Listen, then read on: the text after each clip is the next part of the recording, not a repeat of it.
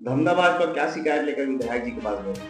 धमधा भाजपा के सारे पार्षदगण जो नगर पंचायत में अधोसंरचना मद से 1.5 करोड़ रुपए आया है, उसका जो बंदर बांट किया गया है अवैध तरीके से, चिन्हांकित ठेकेदारों को जो ठेका दे दिया गया।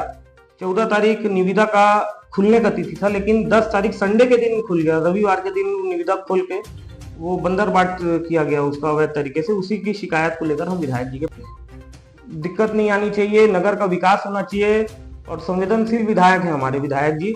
उन्होंने भाजपा नेताओं का आरोप है टेंडर आवंटन में सिर्फ गिने चुने ठेकेदारों को ही काम दिया जाता है। भाजपा नेताओं का जो आरोप है बिल्कुल निराधार और झूठा है, क्योंकि कोई भी टेंडर फॉर्म लेने आता है उसको निश्चित ही टेंडर फॉर्म हम लोग देते हैं। जो आवेदन करते हैं उनको टेंडर फॉर्म दिया जाता है, और जो आवेदन नहीं किया है, जिन्होंने आरोप लगाए उन्होंने तो आवेदन किया ही नहीं है ना।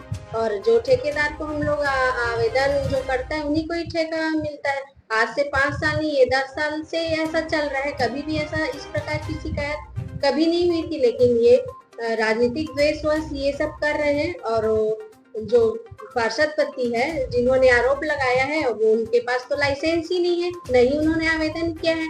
और जो हमारा हम लोग जो ठेका दिए हैं वो निश्चित रूप से हमारे सीएमओ साहब के ऊपर रहता है कि वो ठेकेदार को ठेका देते हैं, क्योंकि वो उनका ही अधिकार रहता है। आरोप ये भी है कि सीएमओ साहब सिर्फ अध्यक्षा का ही सुना जाता है, ऐसा आप 10 साल से देखेंगे तो यहाँ सिर्फ हमारे कांग्रेसियों को ही दिया जाता है, ऐसा नहीं। इसमें आप देख लीजिएगा कि कांग्रेस के भी उसमें रहते हैं और बीजेपी के भी, दोनों मिलके ही काम करते हैं। जो आरोप लगा रहे हैं वो निश्चित ही निंदनीय है। धमधा नगर में भी कौन कौन सा विकास कार्य जारी है? नगर में अभी आप देखें तो पिछले समय से जो हमारे पूर्व मंत्री आदरणीय चौबे जी थे, उनके माध्यम से उन्होंने स्कूल बनाया, मंगल भवन बनाया। और हमारा अभी मंगल भवन का एक और विकास कार्य चल रहा है, स्कूल का निर्माण चल रहा है। और अभी आप देखें तो जो भी अभी 1.5 करोड़ की राशि आई है उसकी प्रक्रिया चल रही है, जो कि कहीं पर गलत नहीं है। सर, टेंडर मुहर बंद किया गया था, 14/11 को खोला जाना था, किन कारणों से स्थगित किया गया? अच्छा, ऐसा है, यहाँ से कुछ पार्षद लोग माननीय मंत्री जी को शिकायत किए थे लिखित में।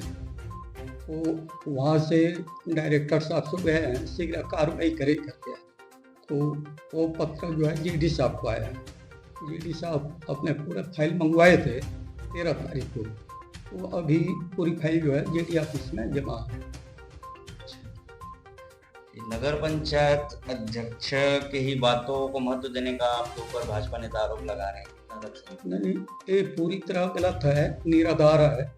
जिसने भी आवेदन दिया था सभी ठेकेदार उनको अपन टेंडर फॉर्म इशू किए हैं, और ऐसा कोई ठेकेदार बता दे कि उनको टेंडर फॉर्म नहीं मिला है, अभी तक कोई भी ठेकेदार जो है कोई शिकायत इस विषय में किए नहीं। जन समस्या निवारण शिविर लगा था, उसमें जो आवेदन आया था, हाँ, तो उसमें भी आरोप है कि उसको अनदेखा कर रहे हैं।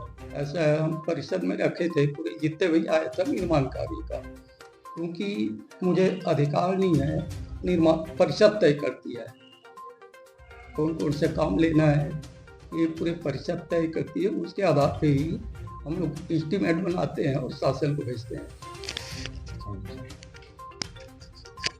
भाजपा नेता आरोप लगा रहे हैं कि नगर पंचायत में टेंडर में घोटाले का आरोप लगा है। देखिए, टेंडर में घोटाला तब साबित होता जब कोई टेंडर ठेकेदार आवेदन देता है, उसको टेंडर फॉर्म उपलब्ध नहीं कराया जाता। नगर में जितने भी ठेकेदार हैं या बाहर के भी ठेकेदार हैं, उन्होंने आवेदन दिया था, उनको टेंडर फॉर्म मिला था।